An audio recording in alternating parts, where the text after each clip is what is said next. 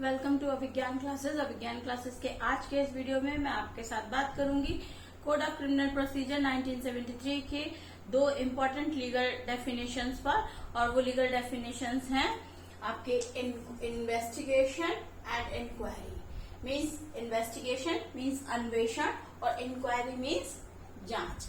Means investigation और inquiry के बीच में क्या अंतर है, क्यों इन्वेस्टिगेशन को, अन्वेषण को और इंक्वायरी को यानी कि जांच को अलग अलग डेफिनेशंस के रूप में सीआरपीसी में डिफाइन किया गया है, दोनों में क्या अंतर है ये आपको जानना चाहिए। तो आज के इस वीडियो में मैं आपके साथ वही डिस्कस करने जा रही हूँ। तो चलिए वीडियो स्टार्ट करते हैं। देखिए, इंक्वायरी दिया गया है, आपको फिर सीआरपीसी के डेफिनेशन क्लॉज में जाना पड़ेगा और सीआरपीसी की डेफिनेशन क्लॉज कहाँ पर है? सेक्शन 2 में है। तो सीआरपीसी की डेफिनेशन सेक्शन 2 जो है वो क्या कहती है?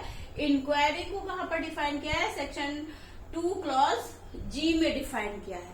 2 क्लॉज जी में इंक्वायरी की बात की गई है और क्या कहता है सेक्शन कि inquiry means every inquiry. Means inquiry का मतलब क्या है? हर एक जांच other than a trial. Means वो जांच जो है ट्रायल नहीं होनी चाहिए। क्या है? कंडक्टेड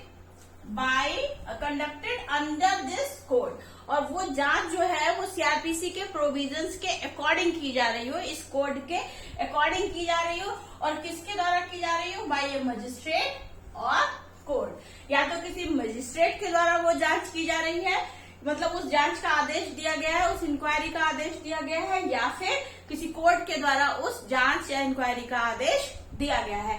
कहने का मतलब क्या है कि इंक्वायरी का मतलब है, इंक्वायरी या जांच में वो सभी जांच आती हैं, वो सभी इंक्वायरीज आती हैं जिनमें क्या नहीं शामिल है? ट्रायल शामिल नहीं है। ठीक है, अदर देन ट्रायल है वो सब। और क्या है? Conducted under this code. CrPC के प्रोविजंस के अकॉर्डिंगली उनको कंडक्ट किया जा रहा है, उन इंक्वायरीज को किया जा रहा है। और किसके द्वारा उन इंक्वायरीज का ऑर्डर किया जा रहा है? बाय अ मजिस्ट्रेट या by a court. Means court या मजिस्ट्रेट के द्वारा ही इंक्वायरी के लिए ऑर्डर किया जा सकता है। ठीक है, इंक्वायरी कोई भी पुलिस ऑफिसर नहीं कर सकता। इंक्वायरी का आदेश मतलब डायरेक्ट जो इंक्वायरी है, जांच है, वो पुलिस ऑफिसर नहीं कर सकता। उसका आदेश कौन देगा?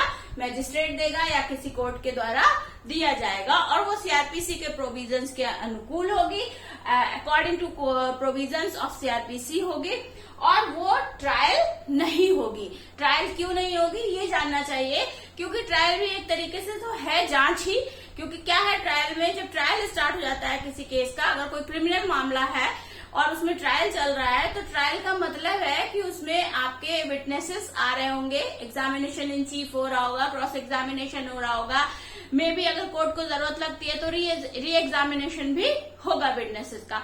तो इन दैट सिचुएशन भी हम जो भी तथ्य हैं, जो भी एफआईआर के फैक्ट्स हैं, जो भी हमारे पास एविडेंसेस हैं, उनकी हम और उनमें क्लियरिटी आए, इसलिए विटनेसिंग हो रही है। तो वो जो है प्रोसीजर, वो क्या है? ट्रायल है, वो केस का एक प्रोसीजर है। लेकिन अगर कोर्ट को किसी स्टेज पर लगता है कि इसमें इस चीज की इंक्वायरी की जरूरत है, कि इसकी एक्स्ट्रा इंक्वायरी की जाए, तो कोर्ट या मजिस्ट्रेट उस इंक्वायरी का आदेश as per the provisions of CrPC दे सकता है। ठीक है, तो इंक्वायरी जो है कहाँ पर दी गई है? 2 क्लॉज जी में दी गई है। इंक्वायरी में वो सभी इंक्वायरीज आती हैं जो कि ट्रायल के अलावा हैं, अदर देन ट्रायल है, conducted under the provisions of this code है, दिस सीआरपीसी है, एंड और किसके द्वारा है? बाय अ मजिस्ट्रेट और बाय अ कोर्ट है। तो इंक्वायरी के संबंध में आपको ये बातें याद रखनी चाहिए। अब हम आते हैं इन्वेस्टिगेशन पर कि इन्वेस्टिगेशन या अन्वेषण क्या है। देखिए, इन्वेस्टिगेशन हो चाहे इंक्वायरी हो, दोनों में ही जांच हो रही है। अब इन्वेस्टिगेशन को हिंदी में क्या कहा गया है? अन्वेषण। ठीक है, कि अन्वेषण मीन्स खोजिए, जांच करिए, ढूंढिए। तो अन्वेषण या इन्वेस्टिगेशन को कहाँ पर दिया गया है? 2 क्लॉज एच में दिया गया है। सीआरपीसी के सेक्शन 2 क्लॉज एच में इन्वेस्टिगेशन को डिफाइन किया गया है। अब हमें देखना है कि इन्वेस्टिगेशन का मतलब क्या है। इन्वेस्टिगेशन कहता है कि इन्वेस्टिगेशन इंक्लूड्स, क्या इंक्लूड करता है? ऑल द प्रोसीडिंग, वो सारी की सारी प्रोसीडिंग्स को इंक्लूड करता है। कौन सी प्रोसीडिंग? Under this code. फिर वही बात आ गई कि वो सारी प्रोसीडिंग कैसी होनी चाहिए? अंडर दिस कोड, मीन्स इस सीआरपीसी के प्रोविजंस के अकॉर्डिंग होनी चाहिए। As per the provisions of the code of criminal procedure 1973 वो प्रोसीडिंग्स होनी चाहिए। इन्वेस्टिगेशन में वो सभी प्रोसीडिंग आ रही हैं जो कोड ऑफ क्रिमिनल प्रोसीजर यानी कि सीआरपीसी 1973 के अकॉर्डिंग है। For the collection of evidence, अब देखिए इन्वेस्टिगेशन का पर्पस क्या है? इन्वेस्टिगेशन का पर्पस है कलेक्शन ऑफ एविडेंस, कि जो भी एविडेंसेस हैं, मान लीजिए किसी केस में कोई एफआईआर हुई तो उसके एविडेंस कलेक्ट करने पड़ेंगे। तो इन्वेस्टिगेशन या अन्वेषण का पर्पस क्या है? कलेक्शन ऑफ एविडेंस है, ठीक है, कि एविडेंसेस को इकट्ठा करना। अब वो करेगा कौन? Conducted by A police officer. Investigation कौन करेगा? सीधे सीधे सीआरपीसी के सेक्शन 2 क्लॉज H में बताया गया है कि इन्वेस्टिगेशन या अन्वेषण की प्रोसीडिंग्स कौन करेगा? Conducted by a police officer, police officer के द्वारा की जाएंगी, या फिर और बाय एनी पर्सन, या फिर कोई और व्यक्ति।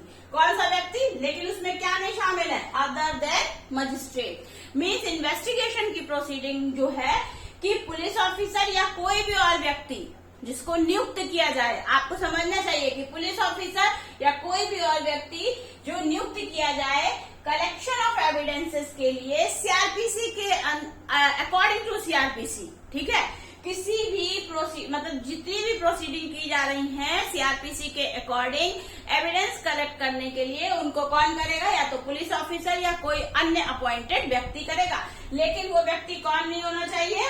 Other than magistrate. वो व्यक्ति मजिस्ट्रेट के अलावा होना चाहिए, मीन्स वो जुडिशियल ऑफिसर, वो मजिस्ट्रेट नहीं होगा। और कैसे होगा? Who is authorised bye a magistrate in this behalf, means वो मजिस्ट्रेट होगा तो नहीं, वो व्यक्ति जो इन्वेस्टिगेशन करेगा वो मजिस्ट्रेट नहीं हो सकता, लेकिन वो क्या होगा?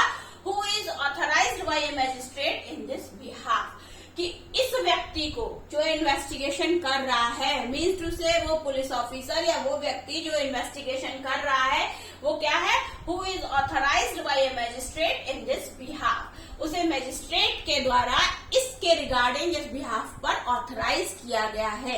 मीन्स टू से अ पुलिस ऑफिसर और any other person who is investigating regarding the collection of evidences, ठीक है, कि वो पुलिस ऑफिसर या वो अन्य कोई व्यक्ति जो कलेक्शन ऑफ एविडेंस के लिए, ठीक है, वो कर रहा है, इन्वेस्टिगेट कर रहा है, वो कैसे होना चाहिए? ऑथराइज्ड बाय अ मजिस्ट्रेट होना चाहिए, उसको मजिस्ट्रेट से ऑथराइजेशन मिला हुआ होता है, ठीक है, मिला हुआ होना चाहिए। लेकिन वो व्यक्ति कौन नहीं हो सकता? मैजिस्ट्रेट नहीं होगा, ये आपको याद रखना चाहिए। तो this is the difference between inquiry and investigation. Inquiry आपकी 2 क्लॉज G में दी गई है, जो कि सीधे सीधे कहती है कि इंक्वायरी जो है वो ट्रायल नहीं होती, ठीक है, इंक्वायरी ट्रायल नहीं है, और किसके द्वारा होगी? बाय ए मजिस्ट्रेट या कोर्ट के द्वारा होगी, under the provisions of code of criminal procedure ही होगी। तो इन्वेस्टिगेशन और इंक्वायरी में समानता क्या है? कि दोनों ही, चाहे इन्वेस्टिगेशन हो चाहे इंक्वायरी हो, दोनों ही कैसे हो रही है? थ्रू मतलब as per the provisions of CrPC हो रही है। लेकिन एक में क्या है कि मजिस्ट्रेट ऑर्डर कर रहा है या कोर्ट ऑर्डर कर रहा है, दूसरे में जो इन्वेस्टिगेशन है वो कौन कर रहा है? पुलिस ऑफिसर कर रहा है, या कोई और व्यक्ति भी कर सकता है अगर उसको ऑथराइज किया गया है, किसके द्वारा? मजिस्ट्रेट के द्वारा। इन्वेस्टिगेशन मजिस्ट्रेट नहीं करता, अदर देन मजिस्ट्रेट वो व्यक्ति होगा, मीन्स पुलिस ऑफिसर या कोई और व्यक्ति, और as per the order, as per the authorization by the magistrate वो व्यक्ति इन्वेस्टिगेशन करेगा। तो this is the whole difference between investigation and inquiry. बिल्कुल साथ के सेक्शन है, 2 क्लॉज G आप इंक्वायरी पढ़ेंगे, 2 क्लॉज H आप इन्वेस्टिगेशन पढ़ेंगे। इस तरह से आप सीक्वेंस में डेफिनेशंस को याद भी रख सकते हैं कि किस सेक्शन की किस क्लॉज में कौन सी डेफिनेशन दी गई है, क्योंकि कभी कभी जो प्रीलिम्स एग्जामिनेशंस होते हैं उनमें हमारे डेफिनेशंस जब पूछी जाती है तो 2 क्लॉज G में क्या दिया गया है, या इन्वेस्टिगेशन कहाँ डिफाइन है, या कोई और जो भी डेफिनेशन है, कंप्लेंट कहाँ डिफाइन है, तो आपको उसमें ABCD के अकॉर्डिंग वो याद होने चाहिए कि कौन सी क्लॉज में कौन सी डेफिनेशन है। तो आज के वीडियो में इतना ही। अगर वीडियो आपको पसंद आया तो वीडियो को लाइक कीजिए, चैनल को सब्सक्राइब कीजिए और ज्यादा से ज्यादा लोगों तक शेयर कीजिए। जल्द ही फिर से मिलती हूँ एक नए वीडियो में आपके साथ, तब तक के लिए बाय बाय।